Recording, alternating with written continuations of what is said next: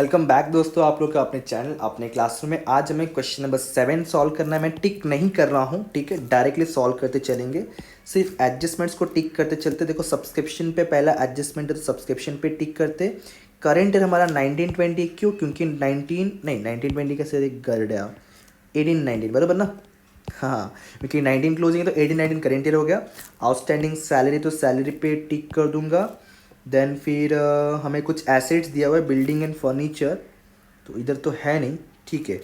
फिर है डेप्रिसिएशन बोला है बिल्डिंग फर्नीचर, तो ये इस पे ही टिक आएगा। इंटरेस्ट फीस कैपिटलाइज तो इंटरेस्ट फीस पे टिक कर लेता हूँ। इंटरेस्ट ऑन इन्वेस्टमेंट आउटस्टैंडिंग है, अक्रूड मतलब होता है आउटस्टैंडिंग, ठीक है, इसका मीनिंग होता है आउटस्टैंडिंग, याद रखना। कैपिटल फंड दिया, नॉर्मल क्वेश्चन है। इसमें एक आपको नया एडजस्टमेंट अगर कहूँ कौन सा है तो ये वाला। मैं हमेशा कहता हूँ ना हिडन एडजस्टमेंट, तो वो एक ये चीज़ दिया हुआ है और एक ये कॉन्सेप्ट आपको अच्छा है, समझाता हूँ। इस एडजस्टमेंट का मतलब क्या है कि एक मेंबर से 50 रुपये का सब्सक्रिप्शन है। ऐसे हमारे पास 500 मेंबर, तो कितना अमाउंट आना चाहिए? सिंपल सा 500 मल्टीप्लाई 50 होना चाहिए, मतलब 25,000 हमें पैसा मिलना चाहिए सब्सक्रिप्शन का, बराबर। लेकिन यहाँ पे देखो 18-19 में कितना सब्सक्रिप्शन मिला है? ओनली 18,000।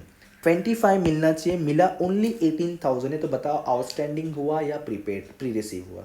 सर आउटस्टैंडिंग हुआ। कितने का डिफरेंस? मतलब 7,000 करेंगे, ठीक है। चलो देखो, ओपनिंग कैश बैलेंस तो लिखना होता नहीं है, क्लोजिंग लिखेंगे हम लोग सबसे सॉरी, सब्सक्रिप्शन ही है तो इनकम साइड जाएंगे, पहले लिखेंगे बाय सब्सक्रिप्शन। करेंट ईयर का सब्सक्रिप्शन ही लिख लेंगे पहले हम लोग। क्या अमाउंट है? 18,000। मैंने क्या कहा, हमें टोटल कितना मिलना चाहिए? 25,000। ओके, मतलब आउटस्टैंडिंग कितना हो गया? सर हमें कैसे समझेगा कि 25 ऐसा लिखना है करके? देखो समझाता हूँ, वेट, यहाँ पे लिख के देता हूँ मैं।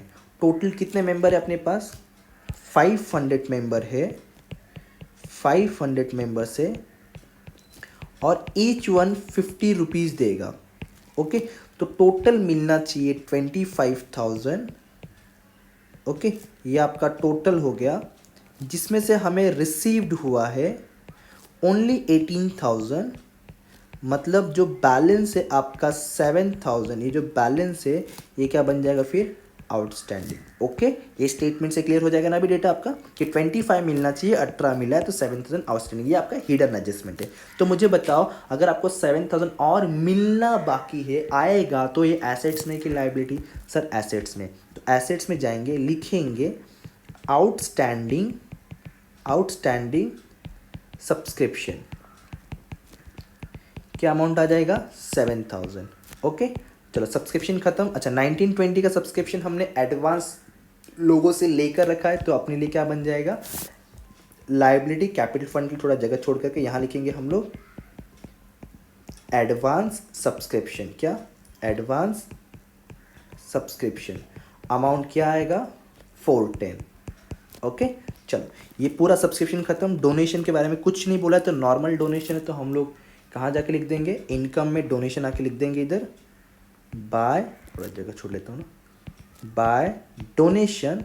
कोई एडजस्टमेंट नहीं है, रेवेन्यू जनरल बोलता तो भी यही लिखते थे हम लोग, नॉर्मली आ जाएगा आपका 6,000। डोनेशन के बाद देखो क्या दिया? रिसीव फ्रॉम एंटरटेनमेंट और इंटरेस्ट। पहले रिसीव फ्रॉम एंटरटेनमेंट, देखो इंटरेस्ट के ऊपर एडजस्टमेंट है, देखो आउटस्टैंडिंग था, तो पहले रिसीव फ्रॉम एंटरटेनमेंट 5,400 यहाँ लिख दूँ मैं, बाय रिसीव फ्रॉम एंटरटेनमेंट आपका यहाँ पे आ जाएगा। ओके, अमाउंट कितना है आपका? अमाउंट था 5,400। इंटरेस्ट के ऊपर एडजस्टमेंट है, बाय इंटरेस्ट, पहले जितना है अमाउंट उतना लिख लो।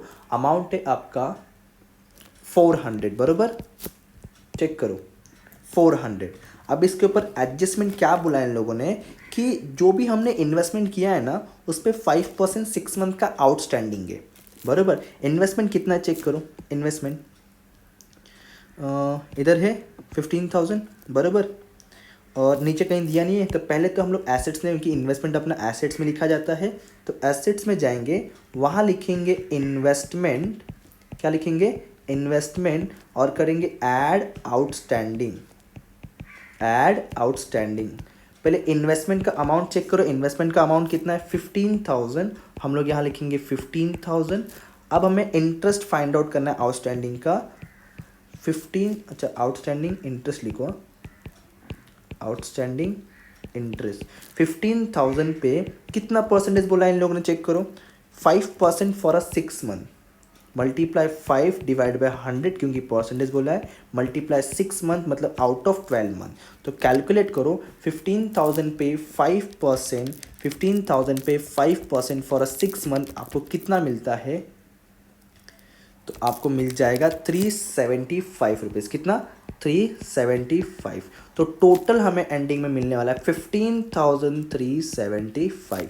ये आउटस्टैंडिंग इंटरेस्ट हो गया। तो इंटरेस्ट में जाकर के ऐड हो जाए क्योंकि हमें पता है आउटस्टैंडिंग ऑलवेज ऐड होता है करेंट ईयर वाला। तो ऐड कर देंगे आउटस्टैंडिंग 375। अगेन कैलकुलेशन लिखने की ज़रूरत नहीं है, ये कैलकुलेशन चाहे तो आप यहाँ लिखो एसेट्स में या फिर यहाँ लिखो, दोनों में से कोई एक ही जगह लिखो, बार बार लिखिए, अपना टाइम वेस्ट मत करो। ये हो गया 775। इंटरेस्ट के बाद देखो एंट्रेंस फीस है, क्या बोला है इन लोगों ने, कैपिटलाइज बोला है क्या, 50% कैपिटलाइज बोला है।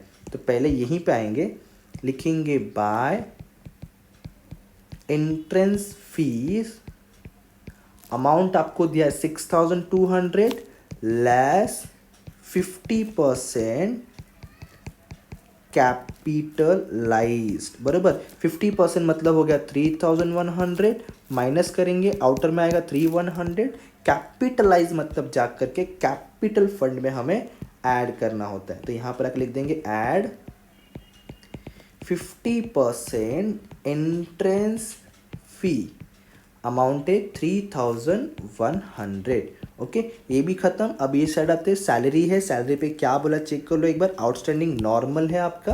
तो एक्सपेंसेस में जाएंगे, पहले लिखेंगे टू सैलरीज, सैलरीज का अमाउंट कितना अपना 6,000, बराबर ऐड कर देंगे आउटस्टैंडिंग, कितना आउटस्टैंडिंग सैलरी है अपना, आउटस्टैंडिंग सैलरी 1,200 है, टोटल कितना हो जाएगा 7,200। आउटस्टैंडिंग सैलरी का सेकेंड इफेक्ट बोलो, लाइबिलिटी में सिंपल सा आउटस्टैंडिंग पे करना बाकी है ना, तो outstanding salaries, outstanding salaries amount कितना है टोटल आउटस्टैंडिंग का 1,200, ओनली आउटस्टैंडिंग का अमाउंट लिखने का, ठीक है। फिर एंटरटेनमेंट, सन्ड्री, इलेक्ट्रिसिटी, रेंट, ये सब के सब नॉर्मल एक्सपेंसेस से कोई भी एडजस्टमेंट नहीं है, तो डायरेक्टली जाकर के एक्सपेंसेस में लिखते चलेंगे हम लोग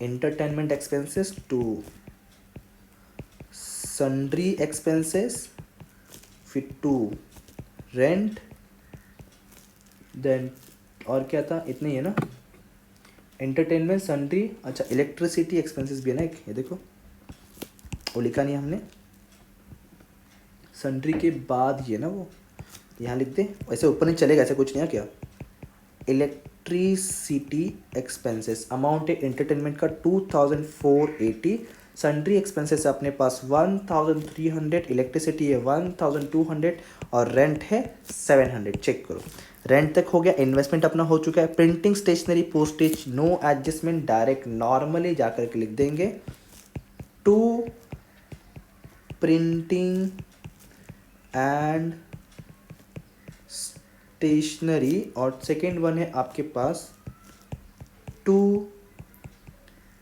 पोस्टेज, तो प्रिंटिंग एंड स्टेशनरी है 800 और पोस्टेज है आपका 3,200। ओके, तो ये सारी चीज़ें अपना इधर आ गया। अब ये फिक्स डिपॉजिट जो एसेट्स में चले जाएगा 3,900, एसेट्स में आ जाएगा आपका ये fixed deposit. Fixed deposit amount कितना है फिक्स्ड डिपॉजिट का आपका 3,900, यहाँ लिख देंगे 3,900। ओके, तो अपना यहाँ तक हो गया। बैलेंस सीडी वाला पार्ट लिख देते डायरेक्टली एसेट्स में, तो एसेट्स में आएंगे और लिखेंगे कैश, देन बैंक। कैश का अमाउंट अपना है 830 रुपीज़, बैंक का अमाउंट है अपना 6,000। तो ये पूरा पार्ट खत्म हो चुका है। एडजस्टमेंट चेक कर ले प्लीज़, ये हो गया अपना आउटस्टैंडिंग वेजेस भी हो, सैलरी भी हो गया। हाँ, एसेट्स बचा है बिल्डिंग, फर्नीचर, दोनों पे डेप्रिसिएशन है, ठीक है। तो पहले आते लिखते बिल्डिंग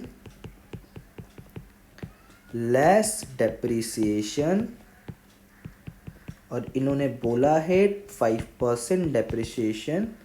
देन है फर्नीचर, इस पे भी डेप्रिसिएशन बोला इन लोगों ने, लेस डेप्रिसिएशन। कितना परसेंट डेप्रिसिएशन है? आई थिंक सो इस पे 10% है। बिल्डिंग का अमाउंट चेक करो, 50,000 दिया हुआ है आपको, फर्नीचर का अमाउंट 15,000 दिया हुआ है। इसका 5% मतलब आएगा 2,500, माइनस करने पे 47,500। 15,000 का 10% मतलब 1,500, डिडक्ट करने के बाद अमाउंट आएगा 13,500। ओके, डेप्रिशिएशन के सेकेंड इफेक्ट देने पड़ेंगे, जो कहाँ पे जाएगा आपका डेबिट साइड में। तो डेबिट में आएगा, क्या लिखेंगे इधर हम लोग, टू डेप्रिसिएशन ऑन, पहला है बिल्डिंग एंड दूसरा है फर्नीचर। Okay, building furniture. तो बिल्डिंग का डेप्रिसिएशन था 2,500 और फर्नीचर का है 1,500। टोटल कितना होगा ये? 4,000।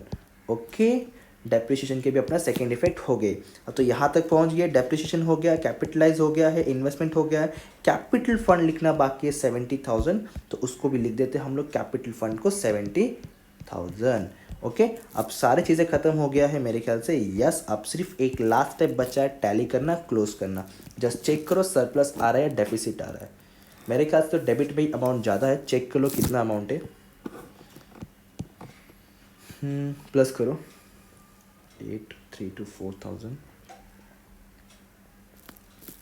देन इधर का 525,600। हाँ, डेबिट में ज़्यादा है आपका, डेबिट में ज़्यादा, तो सरप्लस, सॉरी डेबिट बोल रहा, क्रेडिट का ही ज़्यादा है आपका, क्रेडिट का ही ज़्यादा है।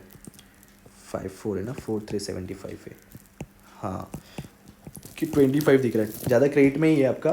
क्रेडिट का टोटल चेक करो, 40,275 मिल रहा है मुझे, 40,275। एक बार क्रॉस वेरीफाई कर लो, मे भी शायद कुछ कैलकुलेशन मिस्टेक हो सकता है। 40,275 माइनस करने के बाद जो डेबिट में बैलेंस आ रहा है मुझे है 19,395, और डेबिट में बैलेंस आया मतलब उसको बोलेंगे टू सरप्लस। सरप्लस के लिए इसके नीचे लिखेंगे बैलेंस इन फिगर, क्योंकि ये बैलेंस अमाउंट बचा हुआ है अपना, और इसको कर देंगे सर्कल।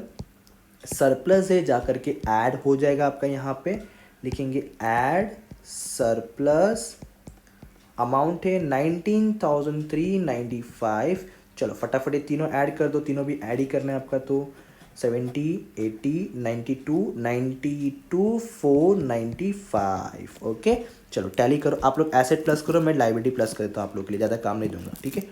तो 92, 480, 94, 94, 105, 94, 105 आपका आ रहा है टैली अमाउंट मुझे लाइबिलिटी साइड। चेक करो क्या एसेट भी इतना ही मिल रहा है कि आपको 94, 105 आपको भी आंसर मिल रहा है क्या? चेक करो एक बार, चलो 2 मिनट देता हूँ, फटाफट ऐड करो।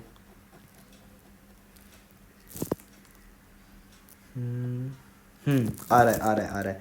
और आपका इस तरह से क्वेश्चन नंबर 7 भी होता है कंप्लीट। ध्यान रखो, अब मिलेंगे नेक्स्ट लेक्चर, नेक्स्ट वीडियो, तब तक के लिए thank you so much, bye bye, जय हिंद।